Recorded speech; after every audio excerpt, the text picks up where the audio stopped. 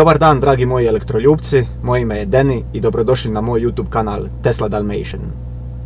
U ovom videu želim upozoriti, to jest uputiti vas na jednu vrlo bitnu radnju koju morate napraviti prilikom ili neposredno nakon preuzimanja vašeg Tesla automobila, a to je provjera kvalitete izrade vozila. Uz to, želja mi je u ovom videu upoznati vas s Jurom Dalmatincem, mojim Tesla modelom 3.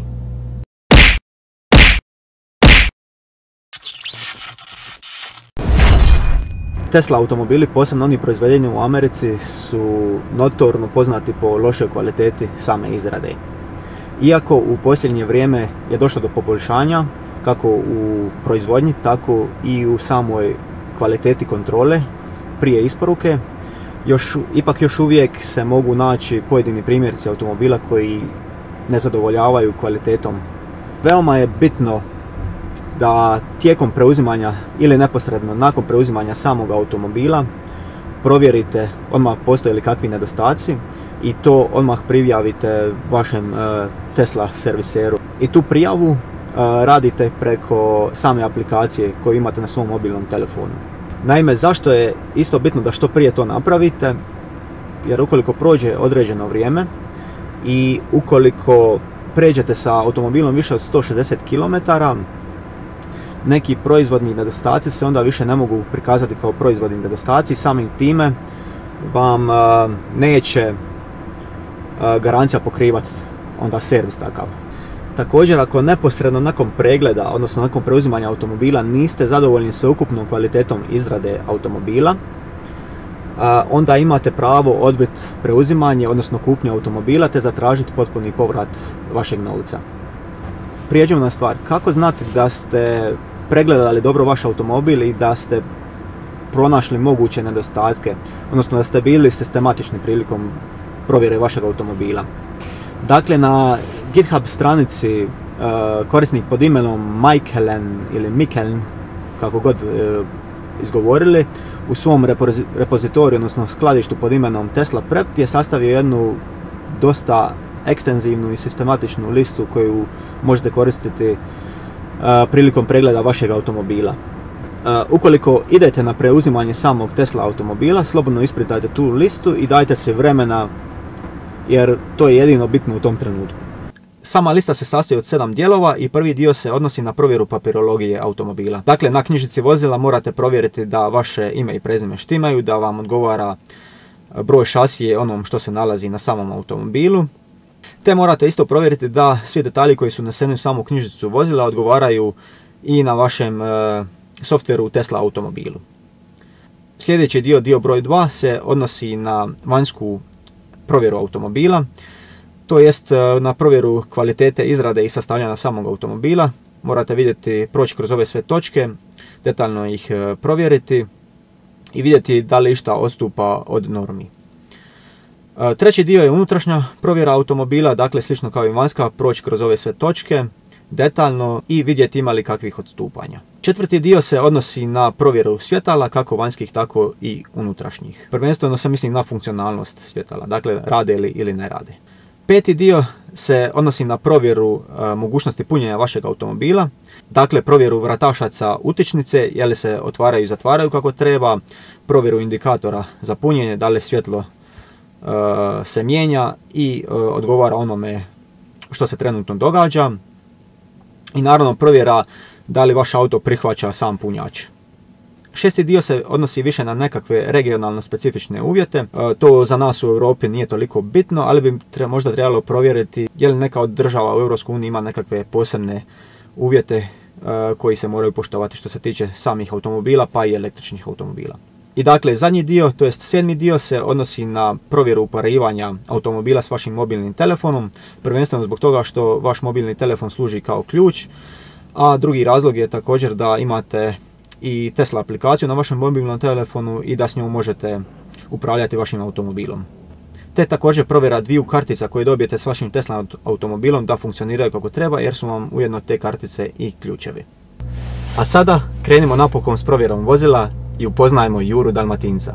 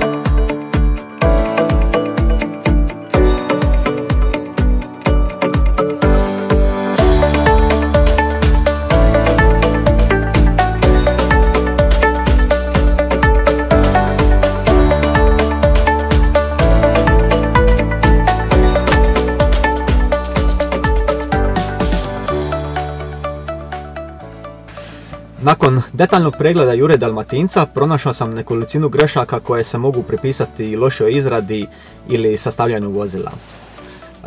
Sve greške su nekakve sitnije, to jest manjih razmjera i više su optičke prirode, no međutim pronašao sam dvije greške koje su ozbiljnije i koje mogu utjecati na sigurnost i funkcionalnost samog vozila. Što se tiče sitnih grešaka, počnemo sa vanjskim dijelom, u stvari to je samo jedna greška koju sam pronašao. Nalazi se na spoju stražnjeg branika i stražnjeg svjetla, to jest panel je van ravnine koje bi trebao biti i to je u stvari jedina greška što se tiče panela, odnosno vanjskog dijela.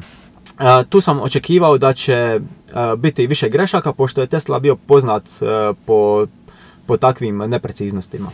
Zatim idemo u unutrašnjost, par grešaka također optičke prirode, recimo na tkanini na postavi na B stupu malo prljavštine, zatim guma za dihtanje koja se nalazi između vrata i B stupa s unutrašnje strane izgleda malo izobličen, odnosno nepravilno i ne utječe na nikakvu funkcionalnost, čisto optički, te također mala nepravilnost na centralnoj konzoli na metalnoj površini.